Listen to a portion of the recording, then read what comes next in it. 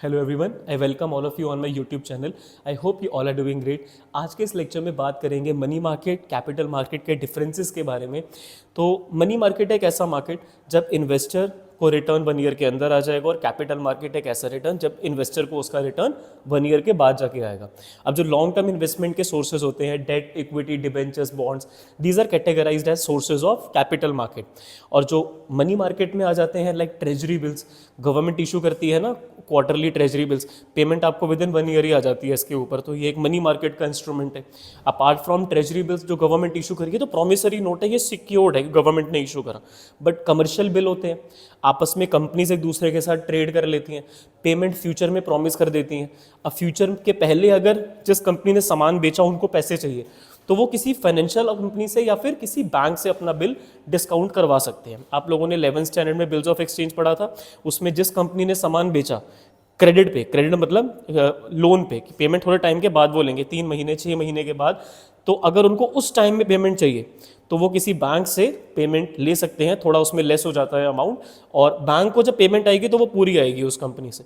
तो एक तरीके से अल्टीमेटली बैंक ने कुछ टाइम में पैसे कमा लिए वो बिल डिस्काउंट करके, तो ये बैंक वालों के लिए एक इनकम का सोर्स है। कुछ प्राइवेट कंपनीज भी डिस्काउंटिंग का काम कर रही हैं, सो वो भी मनी मार्केट में ही आ जाते हैं। ये पेमेंट अगर आपको 1 ईयर के पहले, मतलब जितना टाइम था उसके पहले अगर आपको चाहिए तो आप बिल्कुल डिस्काउंट करवा सकते हो। तो this is also a part of money market. फिर कमर्शियल पेपर होते हैं।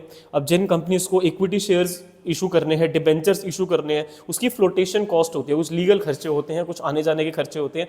तो वो करते क्या है, पब्लिक को एक ऑफर देते हैं कि आप हमसे एक पेपर खरीद लो, और उस पर अमाउंट लिखा होता है कि कितना उसकी अमाउंट है, कितनी उसकी फेस वैल्यू और कितनी वैल्यू पे वो मैच्योर होगा, रिडीम कितनी वैल्यू पे होगा, चाहे 1 महीने में या 2 महीने में। पर ये अनसिक्योर्ड है। अनसिक्योर्ड क्यों है? क्योंकि कंपनी ने इशू करा ना, क्या गारंटी है कि आपके पैसे आपको मिलेंगे या नहीं। बट जनरली जो हाई क्रेडिट वर्दिनेस वाली कंपनीज है, जिन्होंने पहले लोन टाइम से चुकाए हैं, जिन्होंने डिबेंचर होल्डर्स को कभी भी निराश नहीं करा, हमेशा उनका इंटरेस्ट और प्रिंसिपल अमाउंट टाइम से पे करा, तो वो कंपनीज कमर्शियल पेपर से पैसा रेज कर सकती हैं, और ये भी मनी मार्केट में आता है। अभी 2024 वाला जो ईयर है, एग्जाम दोगे आप लोग 2025 में, तो मनी मार्केट के जो इंस्ट्रूमेंट्स है ना वो सिलेबस से बाहर है।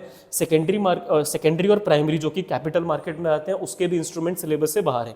तो सीवीटी में है, बट 12th क्लास के सिलेबस से बाहर है, तो मैं बहुत डिटेल में इनके इंस्ट्रूमेंट्स के बारे में बात नहीं करूंगा। मैंने एक आधा बता दिया। मनी मार्केट से कैपिटल का इक्विटी, डेट वगैरह हो जाता है। लॉन्ग टर्म के जो सोर्स है, डिबेंचर्स, लोन वगैरह जो लॉन्ग टाइम के लिए है, वो आपका कैपिटल मार्केट में कैटेगराइज करा जाता है। देखो, मनी मार्केट में जनरली फॉरेन इन्वेस्टर्स इन्वॉल्व नहीं होते हैं। जब कोई फॉरेनर इंडिया में इन्वेस्टमेंट कर रहा है तो वो या तो इक्विटी शेयर्स में इन्वेस्ट करेगा, डिबेंचर्स में इन्वेस्ट करेगा, या फिर किसी कंपनी को की अगर ओनरशिप ले रहा है तो वो कैपिटल मार्केट है, क्योंकि वो लॉन्ग टर्म इन्वेस्टमेंट है। कोई फॉरेन कंपनी अगर इंडियन कंपनी को टेक ओवर कर रही है तो it will be a part of capital market, क्योंकि अमाउंट बहुत ज़्यादा है और रिटर्न 1 ईयर के बाद जाके आएगा। सो मनी मार्केट में जनरली पार्टिसिपेट करने वाला, जैसे आरबीआई गवर्नमेंट के बिहाफ पे सिक्योरिटीज इशू करता है, देन कमर्शियल बैंक्स उन सिक्योरिटीज़ को खरीदते हैं, इन्वेस्टमेंट करते हैं, कस्टमर्स भी बैंक्स में एफडी करवाते हैं, 1 ईयर के अंदर रिटर्न आता है। फिर फाइनेंशियल इंस्टीट्यूशन जो डिस्काउंटिंग वगैरह का काम करते हैं, म्यूचुअल फंड्स खरीदते हैं, ये आगे पब्लिक का पैसा इन्वेस्ट करते हैं, खुद भी शॉर्ट टर्म इन्वेस्टमेंट्स करते हैं, फिर finance companies kind of same. So these are participants of money market.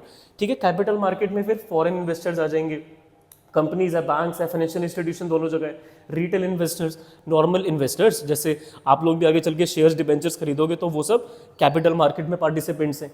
Instruments, treasury bills, trade bills, commercial paper, certificate of deposits, तो इनके मैंने एक्सप्लेनेशन आपको अभी ऑलरेडी थोड़ी देर पहले, ठीक है, जोड़ तोड़ के दे दी थी थोड़ी बहुत, कि कैसे ये काम करते हैं। 1 ईयर के अंदर पैसा आ जाएगा।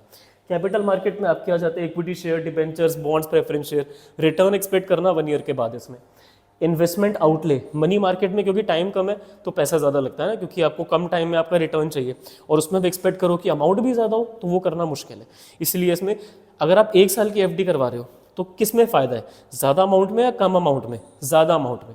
कम अमाउंट का इंटरेस्ट भी कम बनेगा ना, ज़्यादा अमाउंट का इंटरेस्ट ज़्यादा बनेगा, तो इसमें जनरली अमाउंट ज़्यादा रिक्वायर्ड रहता है। गवर्नमेंट के भी जो ट्रेजरी बिल्स होते हैं, मिनिमम उसमें 25,000 रुपये खर्च करना पड़ता है एक बिल के लिए, और एक बिल गवर्नमेंट नहीं बेचती, वो लॉट्स में बेचते हैं, तो काफ़ी उसमें इन्वेस्टमेंट लग जाती है। यहाँ पर क्या है 10-10, 100-100 रुपए के भी कंपनी के शेयर्स आते हैं, पर वो भी जनरली लोग लॉट्स में ही खरीदना प्रेफर करते हैं 10 या 100 में, और कुछ कंपनीज भी प्रेफर ये करती हैं कि लॉट्स में इशू करें, सो दैट्स वाई। पर 10 रुपये का शेयर अगर 10 का भी लॉट आ रहा है तो 100 रुपये खर्च होंगे, ठीक है। 100 रुपये का शेयर अगर 10 का लॉट आ रहा है तो 10,000 रुपये आपके खर्च होंगे, जो कि as compare to money market कम अमाउंट रहता है, ठीक है। ड्यूरेशन की बात करें तो इसमें मैच्योरिटी 1 ईयर की, और कैपिटल की बात करें तो इसमें जनरली डिबेंचर्स की पेमेंट तो 5-5, 10 साल लग जाते हैं पेमेंट आने में, बॉन्ड्स तो और भी लंबे होते हैं, ठीक है। इक्विटी का रिटर्न आपको 1 ईयर के अंदर आप बेच सकते हो, बट जो एक प्रॉपर इन्वेस्टर है जो कंपनी की पूरी balance sheet, trading, P&L, fundamental जिसको हम एनालिसिस बोलते हैं, और टेक्निकल एनालाइज करने के बाद जो इन्वेस्टर पैसा लगाता है, वो जनरली रिटर्न 1 ईयर के बाद प्रॉफिट अपना एक्सपेक्ट करते हैं। मनी मार्केट में लिक्विडिटी आपकी रहेगी, क्योंकि 1 ईयर के अंदर आपका पैसा आ जाएगा, कैपिटल में भी रहेगा पैसा, जब चाहो अपना विड्रॉ कर सकते हो, ठीक है। But as compare to capital market, money market में थोड़ी लिक्विडिटी ज़्यादा है, कि आपने किसी कंपनी को सामान बेचा क्रेडिट पे, पेमेंट आपको कुछ टाइम के बाद आएगी, पर पैसा आपको आज चाहिए, अब जाके बिल डिस्काउंट करवा लो, पैसा आपका हैंड टू हैंड आ जाएगा।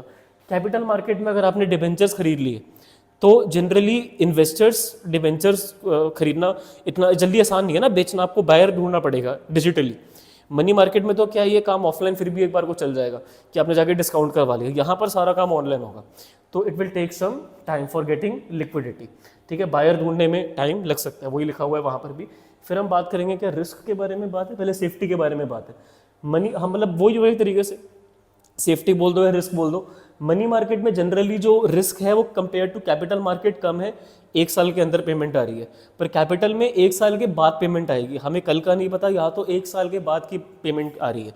तो capital market is little bit more riskier as compare to money market. हालांकि रिस्क दोनों में है, आप किसी को पैसा दे रहे हो तो रिस्क तो आपका अवॉइड नहीं करा जा सकता। एक्सपेक्टेड रिटर्न, इसमें रिटर्न कम रहेंगे ना यार, 1 साल में आपका पैसा कितना ही बन जाएगा, पर कैपिटल मार्केट में इफ यू कैन वेट, सो यहाँ पे रिटर्न जनरली ज़्यादा रहता है। अब देखो यहाँ पर क्या रिस्क भी ज़्यादा है, रिटर्न भी ज़्यादा है, हम कहते हैं ना, we generally speak higher the risk higher the return, तो वही वाली बात है। यहाँ पर क्या 1 साल के अंदर पेमेंट आ रही है, lower the risk lower the return. अब मनी मार्केट के इंस्ट्रूमेंट जैसे कि मैंने बताया सिलेबस में नहीं है, पर कुछ एग्जांपल्स इसके लाइक ट्रेजरी बिल्स, जब गवर्नमेंट आपकी पेमेंट 1 ईयर में कर रही है, कमर्शियल बिल्स, जब आपस में जो कंपनीज है वो सेटलमेंट के लिए कहीं और से बिल डिस्काउंट करवा रही हैं, पैसे चाहिए, और इक्विटी शेयर्स वगैरह इशू करने हैं, पैसा चाहिए, फ्लोटेशन कॉस्ट उठानी है, तो कमर्शियल पेपर इशू कर दिए उन्होंने, 1 साल की FD हो गई, तो वो सब मनी मार्केट में है। कैपिटल में जो कंपनी इक्विटी शेयर्स इशू कर रही है, डिबेंचर्स, जब बॉन्ड्स इशू कर रही है कंपनीज या गवर्नमेंट, तो इसका रिटर्न 1 ईयर के बाद आता है, तो ये कैपिटल मार्केट के पार्ट्स है। अब अगर नई सिक्योरिटी है तो वो प्राइमरी में मानी जाएगी, और वो अगर ट्रेड हो रही है इशू हो जाने के बाद तो वो सेकेंडरी में मानी जाएगी। तो प्राइमरी और सेकेंडरी कैपिटल मार्केट के पार्ट है, जो हम अगले लेक्चर से अभी आपको एक्सप्लेन करना शुरू करेंगे। मनी मार्केट का यहीं तक था एक्सप्लेनेशन, जिसमें मैंने आपको समझाया कि मनी मार्केट के रिटर्न 1 ईयर के अंदर आते हैं, इसके इंस्ट्रूमेंट समझाए, आपको मैंने सेफ्टी बताई एज कम्पेयर टू कैपिटल ज़्यादा रहती है, मैंने आपको इसमें रिटर्न बताया कि कैपिटल मार्केट से कम रहता है। तो अगर मनी मार्केट के ऊपर शॉर्ट नोट आ जाए, मैं आप लोगों से क्या एक्सपेक्ट कर सकता हूँ, आप लोग बना दोगे। एक बार मैं फिर भी सजेशन करूंगा कि आप लोग इसको रीड कर लेना, कोई भी डाउट डिफिकल्टी आती है डिफरेंस में या मनी मार्केट में तो मुझसे कमेंट सेक्शन में पूछ सकते हो। कैपिटल मार्केट तो अभी और डिटेल में चलेगा आने वाले वीडियोज़ में। Thank you for listening to me so patiently, have a great day.